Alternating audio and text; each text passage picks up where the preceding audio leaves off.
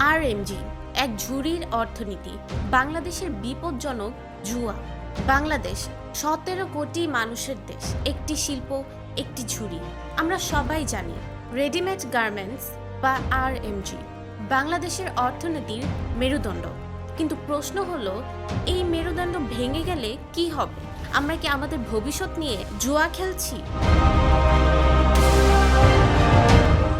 আজকে এই অনুসন্ধানে আমরা প্রশ্ন করব বাংলাদেশ ওয়ান বাস্কেট ইকোনমি, যেখানে সব ডিম এক ঝুড়িতে। বাংলাদেশের অর্থনীতির বাস্তব চিত্র: বাংলাদেশের রপ্তানি প্রায় ৮০ থেকে ৮৫% আসে আরএমজি থেকে।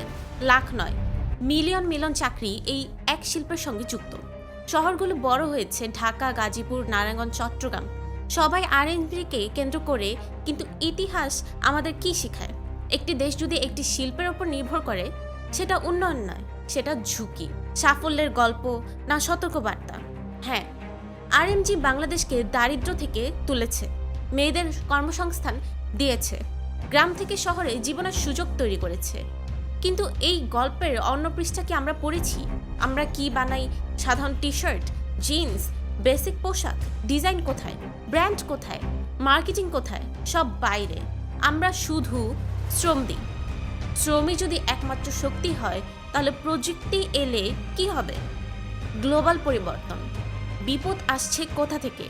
বিশ্ব বদলাচ্ছে, ইউরোপ, আমেরিকা খরচ কমাতে চায়, ডেলিভারি দ্রুত চায়, ভুল শূন্য চায়। এখন প্রশ্ন, মানুষ দিয়ে কি সেটা সম্ভব, নাকি মেশিন দিয়ে? অটোমেশন, এআই, রোবোটিক্স এগুলো আর ভবিষ্যৎ না, এগুলো এখন বাস্তবতা। ডার্ক ফ্যাক্টরি, আলো নিভে যাওয়ার গল্প।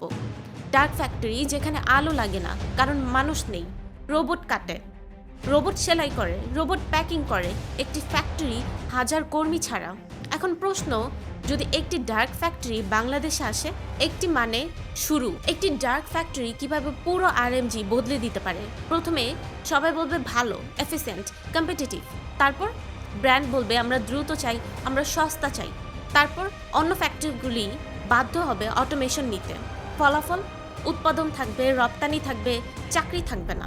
একে বলে জবলেস গ্রোথ, সবচেয়ে ভয়ঙ্কর অর্থনৈতিক শব্দ। যদি আরএমজি হোঁচট খায়, তাহলে কি হবে?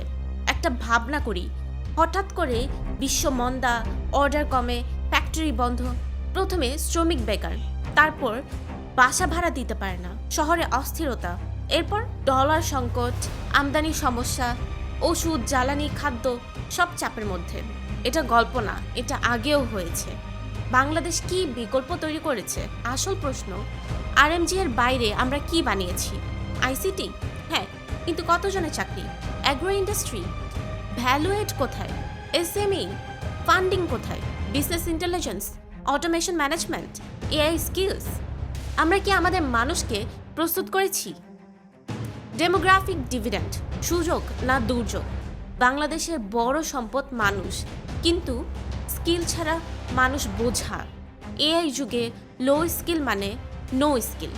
আমরা যদি আজ প্রস্তুত না হই, আগামী দশকে এই তরুণরাই হবে বেকার বাহিনী। কি করা দরকার? এখনই এই ডকুমেন্টারি ভাঙার জন্য নয়, সতর্ক করার জন্য। বাংলাদেশকে করতে হবে আরএমজিকে লেডার ডেস্টিনেশন না, high value garments, worker upskilling, automation management training, business intelligence and analytics, SME and startup ecosystem, modern agriculture, energy and logistics backbone. সময় আছে, কিন্তু সময় অপেক্ষা করে না। এক ঝুড়িতে সব ডিম, ঝুড়িটা এখনো ভাঙেনি, কিন্তু যদি ভাঙে, তখন দোষ কার? সরকার, শিল্পপতি, শিক্ষা ব্যবস্থা, নাকি আমরা সবাই?